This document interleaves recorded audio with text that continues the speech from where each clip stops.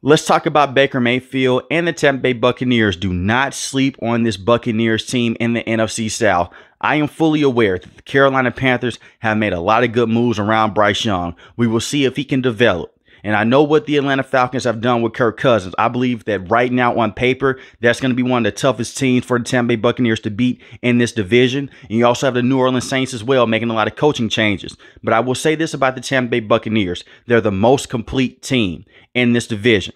Baker Mayfield proved that he could be a very solid option moving forward with the Tampa Bay Buccaneers. I am not going to call him a franchise quarterback, but he did have a very good first season with the Tampa Bay Buccaneers. This is a guy in 2018 that was the first overall pick to the Cleveland Browns. And he had a lot of highs with the Cleveland Browns and a lot of lows as well. He went through a lot of different coaching staffs. And towards the end, he was playing banged up. He had a torn labrum, but he did not look good. He was a turnover-prone quarterback. And I will say this about Baker Mayfield. He has battled through adversity throughout his entire playing career. Even dating back to college, he was a walk-on at OU, and he went over there and he dominated. He went over to the Cleveland Browns. He didn't dominate, but he did help them win a playoff game for the first time in many decades. Then he comes over to the Tampa Bay Buccaneers, and he looks like a solid option moving forward. He played so good that they gave him a contract extension as well. But when you go back to when Baker Mayfield was at his lowest, when the Cleveland Browns traded him to the Carolina Panthers, a division rival, he did not look good. The Carolina Panthers went on and they cut him. He went to the Los Angeles Rams. And he played solid, 850 passing yards, 4 passing touchdowns to 2 interceptions. Then he comes over to the Tampa Bay Buccaneers. He was in a quarterback battle last offseason with Kyle Trask. And he threw for 4,044 passing yards on the season, 28 passing touchdowns to 10 interceptions. And he helped lead this team into the NFL playoffs. What is crazy to think about, they have had a better record this season than they had the season before with Tom Brady. And I'm not saying that Baker Mayfield is a better quarterback than Tom Brady. They went 8-9 when they made the playoffs with Tom Brady in his last season in the NFL before they got blown out by the Dallas Cowboys in that playoff game. And they went 9-8 with Baker Mayfield, and they defeated the Philadelphia Eagles. And I predicted that. Yes, the Philadelphia Eagles beat them early in the regular season, but that was a different Philadelphia Eagles team, and this was a different Tampa Bay Buccaneers team. Baker Mayfield got more comfortable with guys like Chris Godwin, Mike Evans, Trey Palmer, and also Cade Otton as well. So if they can continue to build on that relationship that he has with these guys, they're going to be one of the harder teams to beat in this division. And you do have a brand new coaching change as well. A couple of years ago, they fired Byron Leftwich and they brought in Dave Canales, who did a very great job with the Seattle Seahawks in terms of getting Geno Smith prepared and Russell Wilson. He is now the head coach for the Carolina Panthers. It's going to be very interesting to see that matchup because Todd Bowles is a guy that loves to go out there and play blitzing defenses. That is what he is known for. And usually when he goes against his former coordinators, he gives them a lot of problems. When he goes against former coaches that he's coached for, he gives their offensive schemes a lot of problems. So we will see what happens when they face the Carolina Panthers in the future. But one very interesting thing, this is your third straight year with a brand new offensive coordinator. Like I mentioned before, they fired Byron Leftwich, they brought in Dave Canales, and now you're bringing in Liam Cohen. Liam Cohen does have NFL experience. He's coming over from college in Kentucky to where he was the offensive coordinator and the quarterback's coach in 2023. The last time that we saw him in the NFL, he was the offensive play caller for the Los Angeles Rams in 2022.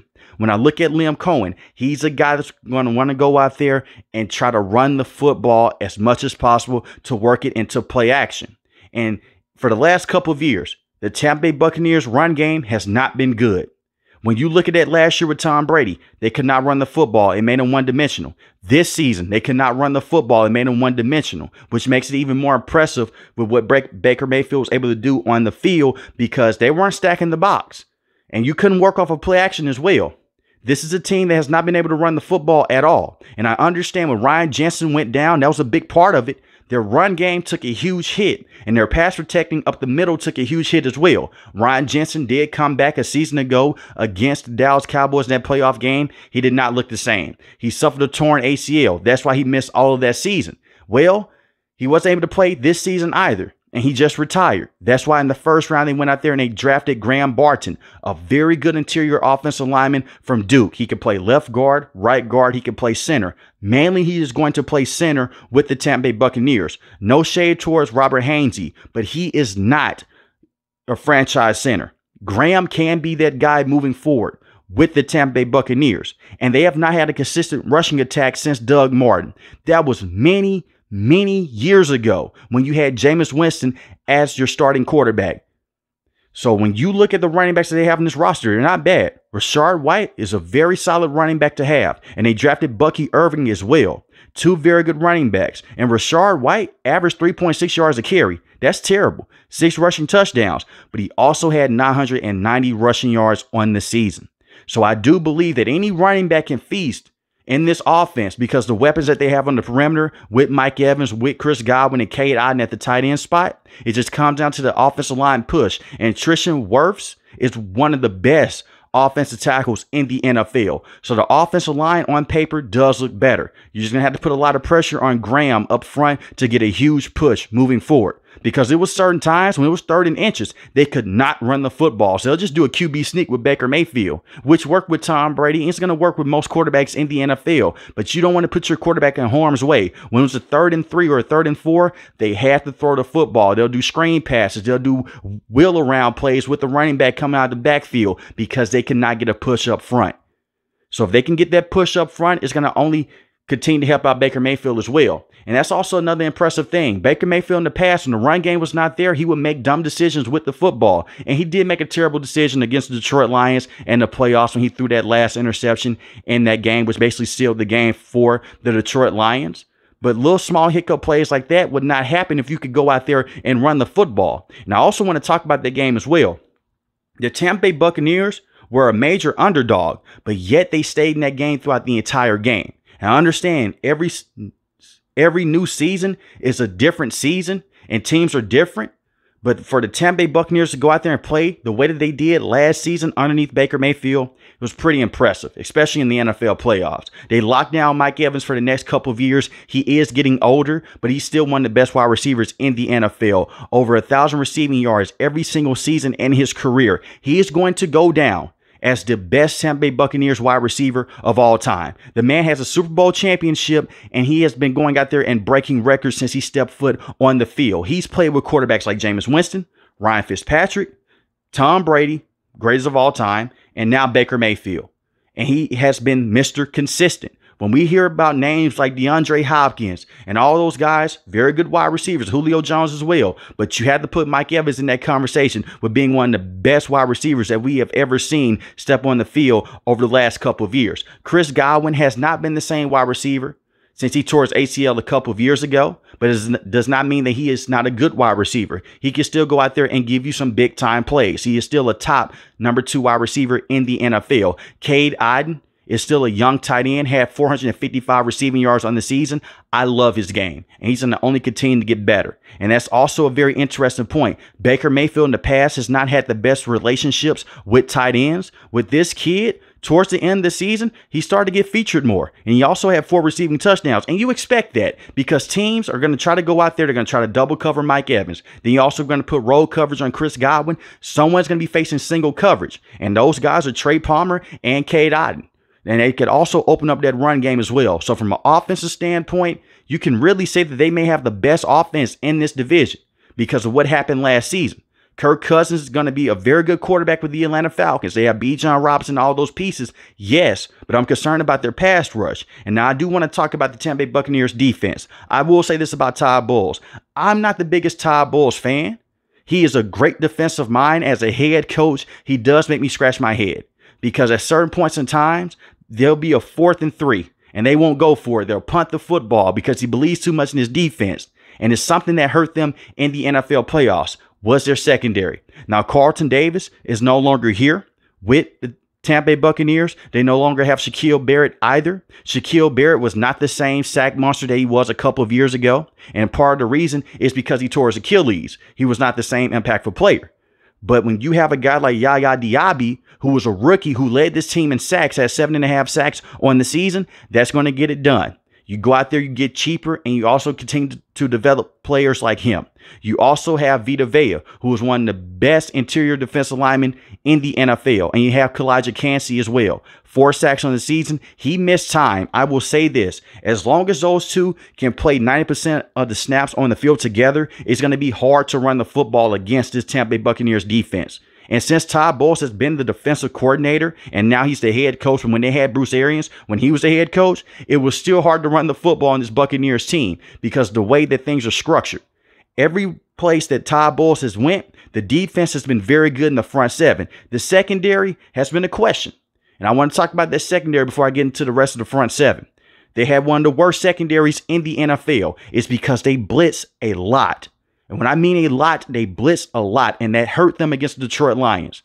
It did not hurt them against the Philadelphia Eagles because Jalen Hurts could not recognize the blitz, and Coach Johnson, their former offensive coordinator, was terrible. The blitz really hurt them against teams like the Atlanta Falcons at times and against teams like the New Orleans Saints as well. I don't have a problem with them blitzing when it gets home, but when you're leaving those young cornerbacks on an island against guys like Chris Olave, against guys like Adam Thielen, against some of the better wide receivers in the NFL, because you're going to have to face teams besides the teams in your division, you're leaving those young corners at the quarterback's mercy. So that pass rush cannot get there.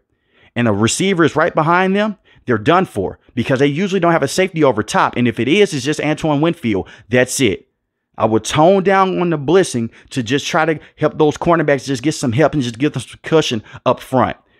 Because there was a lot of comeback routes as well that the Detroit Lions did, and they were just eating up the Tampa Bay Buccaneers defense early in that game. You don't want to see that. And you do have some solid cornerbacks. Jamel Dean is not one of the best cornerbacks in the NFL, but he's solid to have. He fits the system of Todd Bowles. You also have Zion McCollum, 2 forced fumbles, 9 pass deflections on the season, 0 interceptions. He's a solid option to have. Their secondary still gives me a lot of problems, but these guys are young. Antoine Winfield has proven that he's one of the best safeties in the NFL. Had a great season this season. 76 solo tackles, 6 forced fumbles, 3 interceptions, 12 pass deflections. This man and the forced fumbles were so crucial this season. It was a play against the Carolina Panthers. DJ Chark is running straight down the sideline. He comes out of nowhere, knocks the ball out of his hand. It goes for a touchback. He did the same thing against the Atlanta Falcons as well. This kid is special. And I can say this right here. He's the best defensive player on the Tampa Bay Buccaneers team. You can say that he is the best player, but Mike Evans would like to have a conversation about that. But Antoine Winfield is one of the best safeties in the NFL.